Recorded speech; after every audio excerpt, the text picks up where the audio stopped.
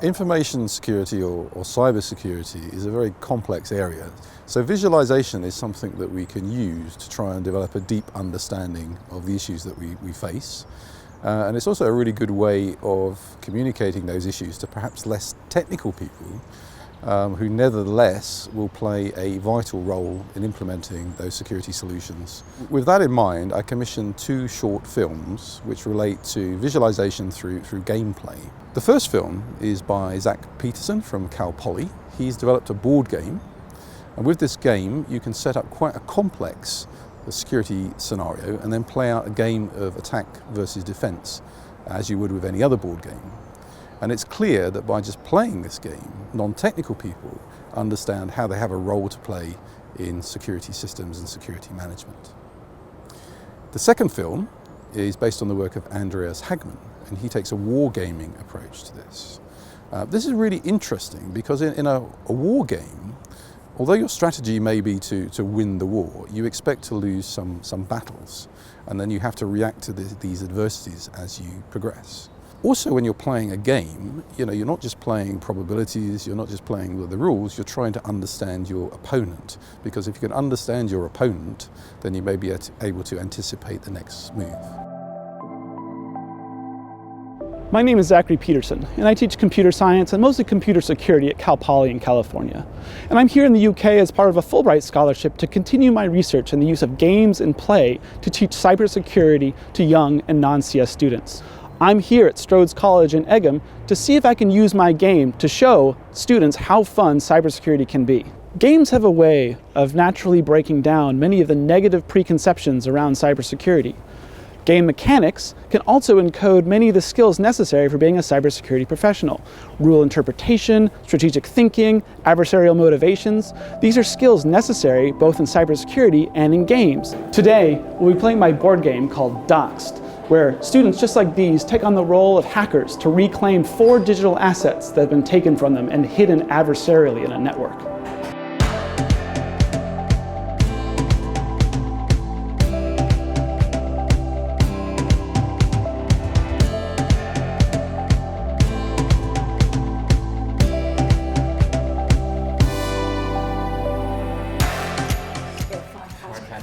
All right, here we go. Go ahead. Fine. Flips over. Backup file saver. That's fine. Oh my god, come on. 5 out of 5. Internet No! Alright, someone. Yeah, this is great. And what I really like is that they're communicating with each other and they're working out strategy. And this is actually the same sort of thinking that you might do when attacking a piece of software when you're penetration testing it, for example. What are your kind of previous experiences, or how do you think about computer security? Well, I wouldn't say I'm the most technically minded person, so I never really considered it. Like, I can handle a computer, but I'm not great with one, so it's just sort of not really being one of those things that I excel at. So I just sort of took a step back. I understood it, but I didn't understand it to an extent of professional level that I would be interested in. So I just kind of thought that the other things that I enjoyed more than cybersecurity. Yeah, so one of the goals of this game was to make computer security fun, and actually to start making you think about not only the value of your own digital assets, but to possibly open up, or maybe reopen up computer security as a career option. So what did you think of the game so far? I find it's actually quite fun.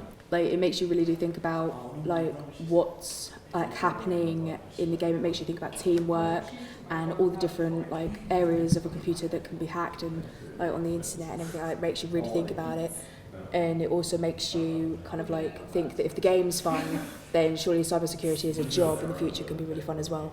Yeah, I think that it can be really difficult to teach cybersecurity concepts in different ways. So certainly putting students in front of terminals may not appeal to all students, where I think games generally do appeal to all students. And so here again, we're able to kind of talk about cybersecurity concepts with students who might not normally approach it naturally.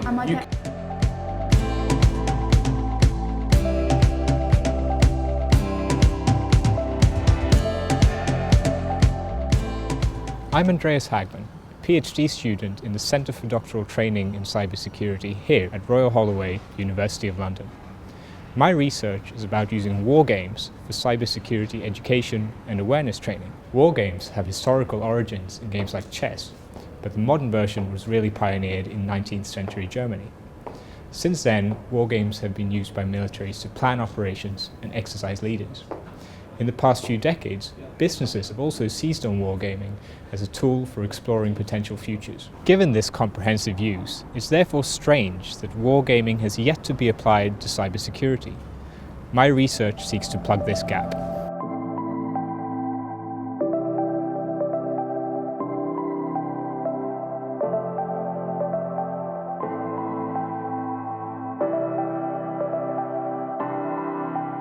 Theoretically, the target audience for this is something like senior policy and decision makers within business or government, and I'm talking sort of C-level executives or ministers. In practice, though, anyone can play it and still get a lot out of it. For people who perhaps need to have a greater understanding of cybersecurity than they perhaps do, but not to a technical level at all. It's more familiarization with some of the key concepts and terminology, and some of the interplay between the actors that are prevalent in cyberspace, at least as the National Cybersecurity Strategy formulates it.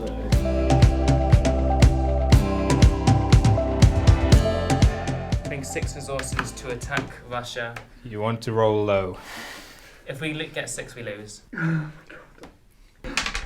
Oh, snap! Thank you very much. Wow. Whatever that works out. That's 4 damage there, but it's also 2 damage on UK PLC, 2 damage on government, and 2 damage. UK government is knocked out and useless, so that's how when we end the game, we'll tally up some points.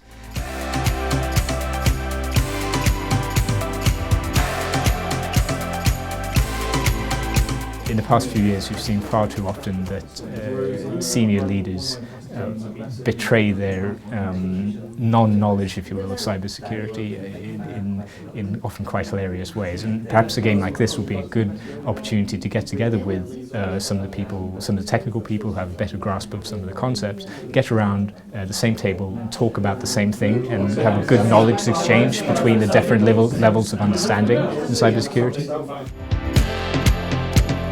So having played and won the game, how did you find it? Well, I was pretty happy because we won, so that was good. It was interesting to kind of think about some of this stuff and kind of see it in like a physical sense where you've got bits and pieces around the board, because a lot of the cyber stuff, it's all seems a bit abstract and it's often hard to see it in a tangible way, so I quite like having it as pieces on the board. I think for me it's that there's a really limited amount that you can see into the future, because so much depends on what the other team did, so you can kind of preempt a little bit, but it was kind of not really worth, say, putting all your resources in this place for something that's going to happen in 3 times time.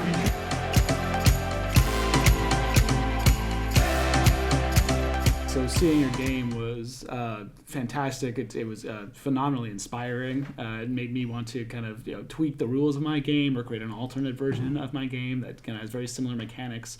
I really liked the encoding you did of kind of larger life lessons in a very simple game board. And I think that's something my game does pretty well too. And I'm glad that we kind of share that ethos. Absolutely. No, I think both games sort of distill really big complex concepts into something really quite simple to interact with, and you take these huge concepts and you make them into basically one word, and then it's up to the players to then extrapolate those wider lessons. On a sort of on a more general note, just seeing someone else working in this space is completely inspiring, because the whole reason I'm doing this PhD is because I didn't think there was a lot of work being done in this space. So the fact that you're working in it, albeit a different audience, the fact that you're doing very much the same thing is really, well, it's good news for me.